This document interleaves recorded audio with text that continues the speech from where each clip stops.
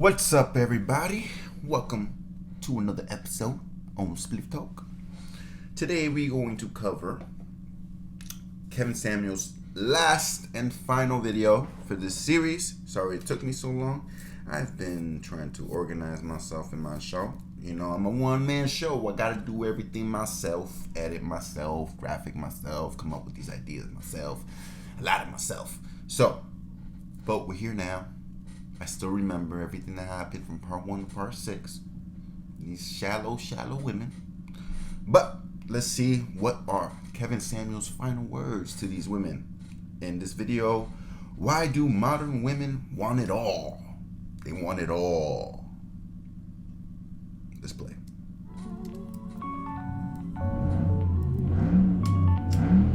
Yo! Trying to do a show here. I'm not gonna put up with that. You gotta do this, such and so forth. All right, bring the next one in. Ain't nobody want to hear You're you outnumbered. fucking fake ass. That 125,000 is a real number. So, if you want to live in the lifestyle you talk about, you want to, your pool of men is shallow. But that's why I know we disagree See, on the he definition said of middle class. That's why I said from middle class to high Shallow. class, because I am aware of that. Where men who are in that top 10%, it's a lot harder to get them to be faithful and loyal to you because they are so wanted by so many women. And also, when men have that status, it takes a lot longer for them to choose to be loyal to you versus everybody else, simply because they don't know what your intentions are for them. They don't know, is she with me for me genuinely or with me because of the benefits I provide? Whereas more of a middle lower class man, they know that you love them for them because they don't have those things that they think that you want back, and where you can only like some women will settle for that. But would you? So you'd be all right dating him. You'd be all right marrying a man who made the average black man in this country makes $41,500. No, I told you earlier. Okay, so that's why we even talking about all that. Women will talk about men like that, and that ain't the kind of man you would deal with. Oh. So it doesn't matter. All that. I feel like $70 Burn. is ridiculous and hard to I don't. attain. Okay, that it doesn't matter. But 15% of men earn that amount of money. 15. So still, whether you're in the top 10 or 15%, a man knows if he is a higher earner. And see, that's the thing, cause I don't know what you do for a living, but most men at your age don't earn that kind of money.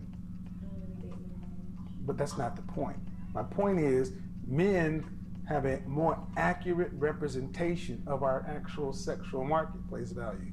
Women have an inflated estimation because of the amount of men you can We're deal more with. humble in I what we only can get. judge based on the men who are trying to marry you. I see a pretty girl, I get intimidated. That's what you know where you really No, rank. What kind sometimes of pretty men are women are trying to dangerous. wife you? Coming with ring and intention. So all this other stuff is just philosophical. So when you're talking about these men up here are less likely to be loyal, the kind of men you're talking about are in that area too. But as far as we talked about loyal, cheating. When asked, 28% of black men in married or committed relationships have admitted to cheating. What percentage of black women have admitted to cheating in the same scenario? What do you think? I would assume less, maybe 20%, 15%. I'm gonna assume less. What do you think? A number, approximately. 10% admit to cheating. I would say 40% or more. She's like the other group. 24%. So 28% of black men have admitted to cheating versus 24% of women. That's not a huge difference.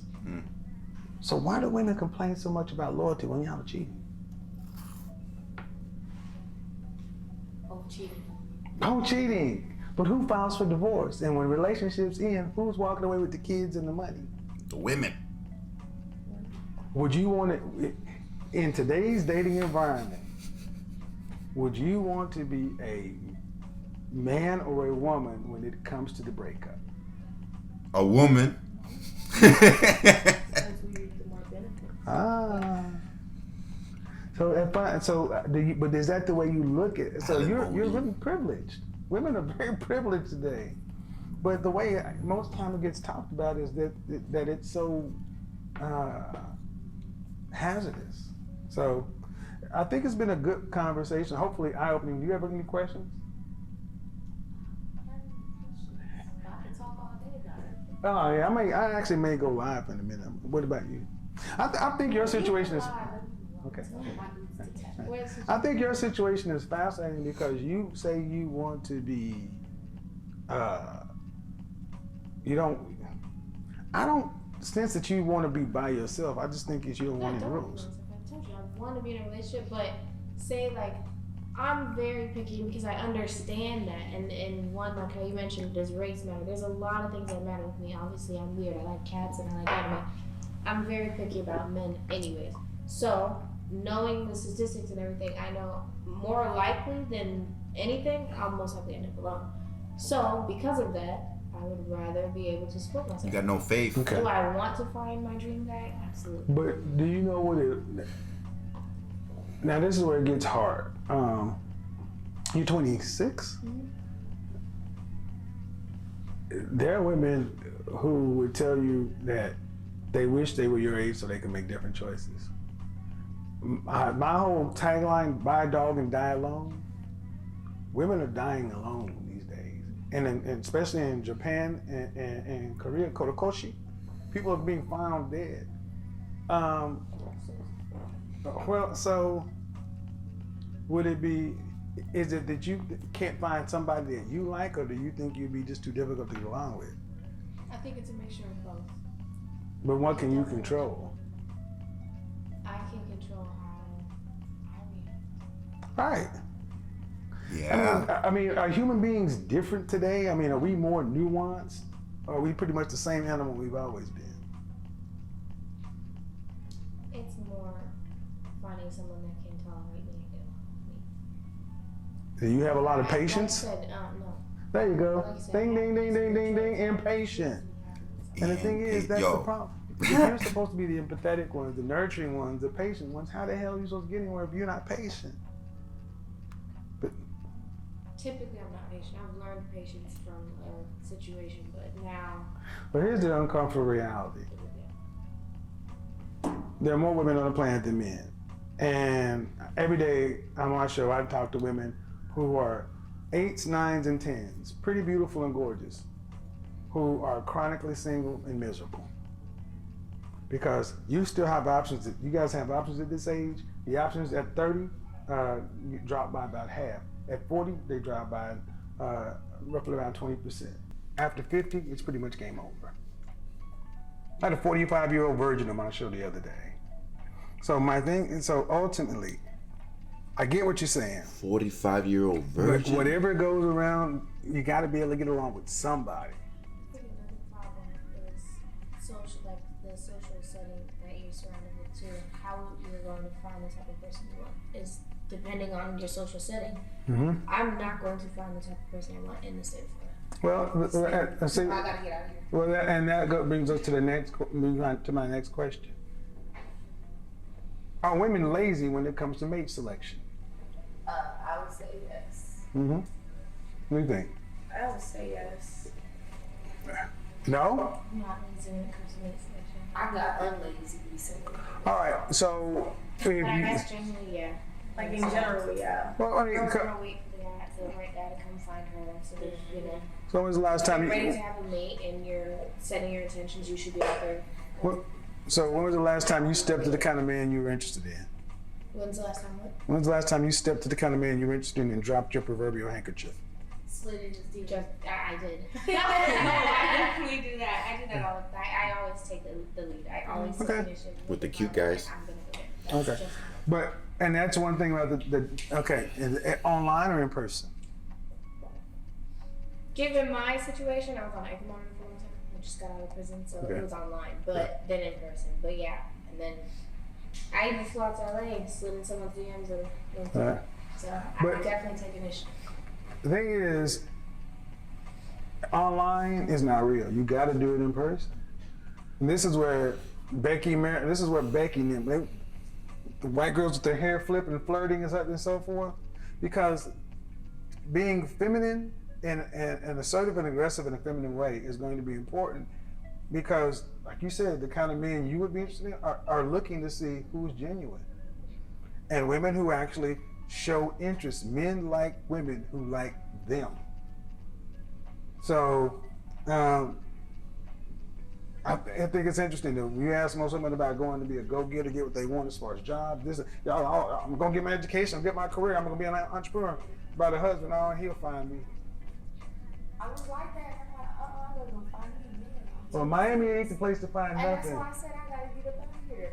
And it's a lot of online and long distance stuff, and it's just not like a lot of interactions are better in person.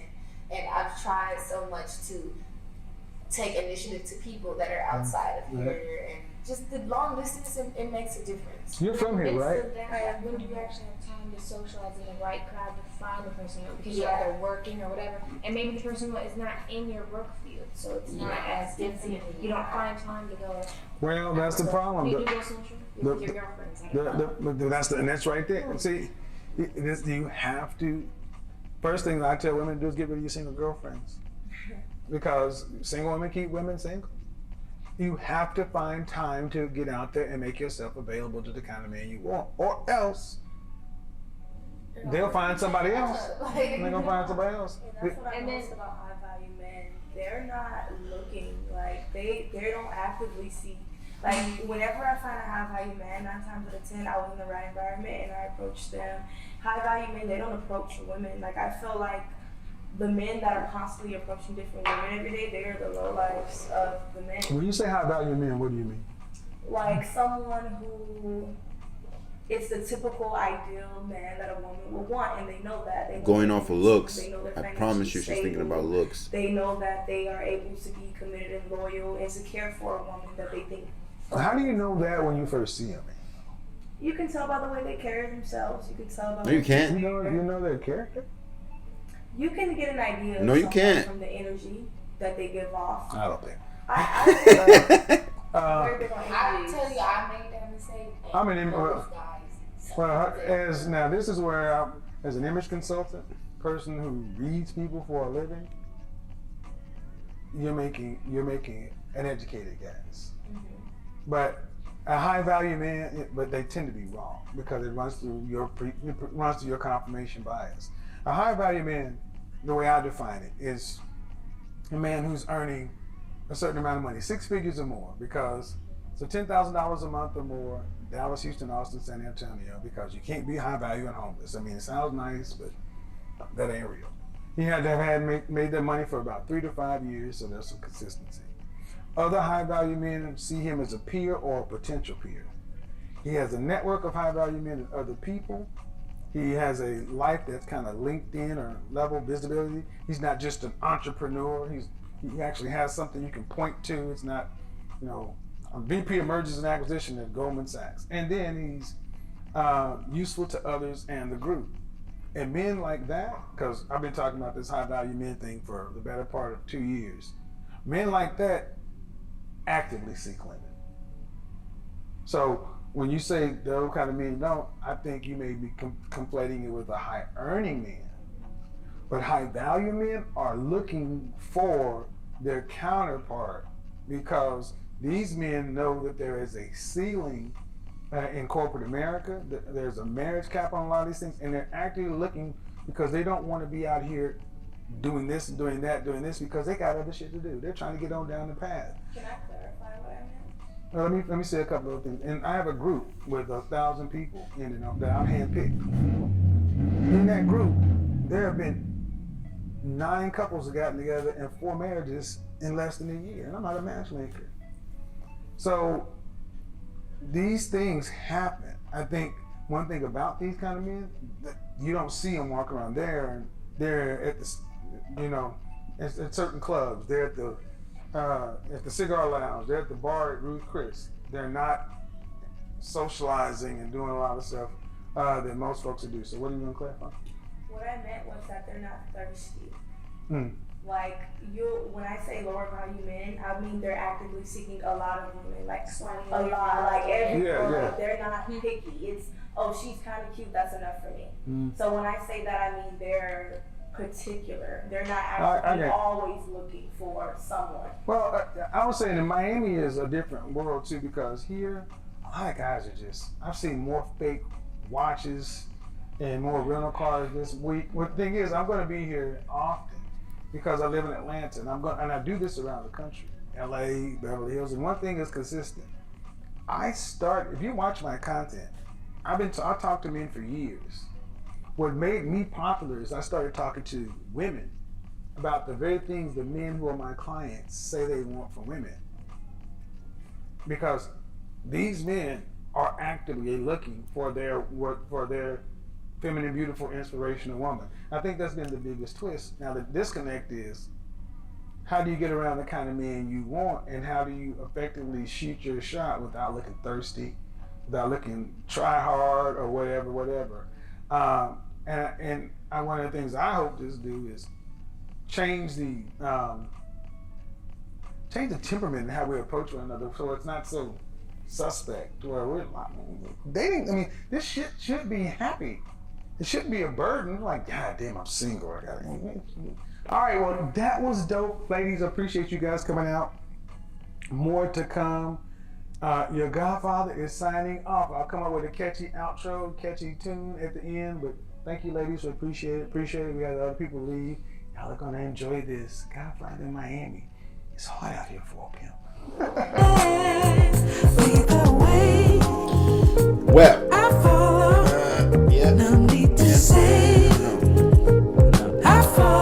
definitely see this working for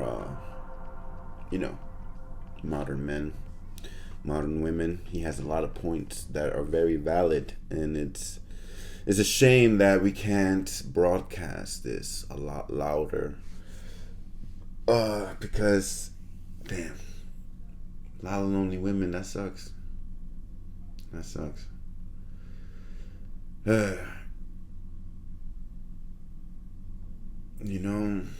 sucks to be lonely, and it sucks to have so many options too, because I feel like there's so many obstacles now that kind of prevent someone from really finding what they want and searching for it the right way, the healthy way, especially in environments like this, like New York, New Jersey. When you grow up in the hood, it's a different world, unfortunately.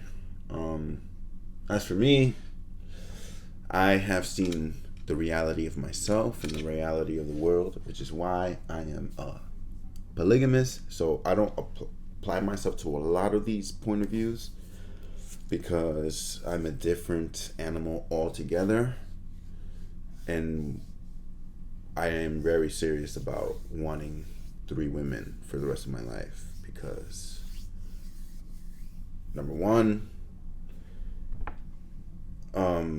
in the past, in my experience, I've always had trouble, not that I was a cheater, but I've always had trouble not falling for someone else while I was in love with my current girlfriend. I also have a very, very, very high sex drive, and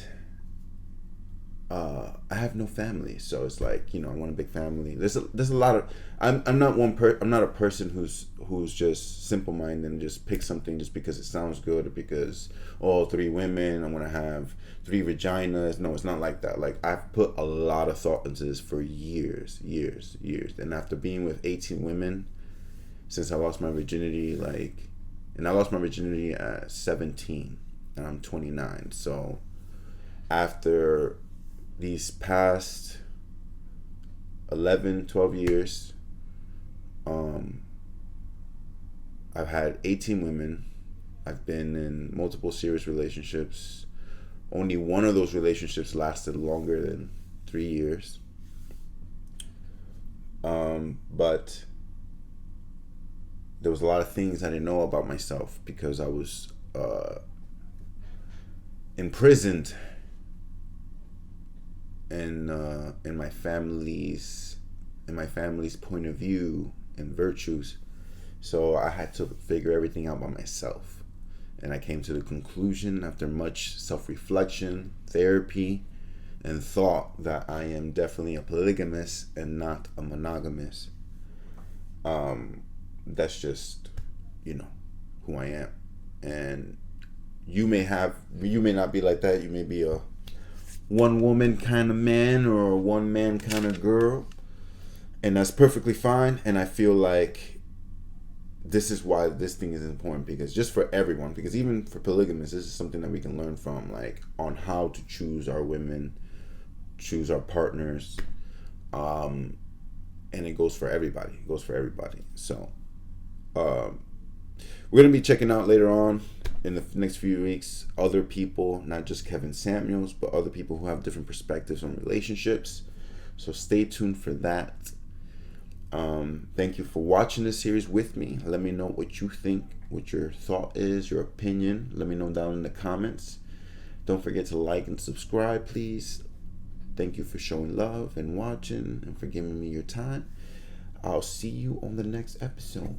Peace out. Love you. See you on the next one.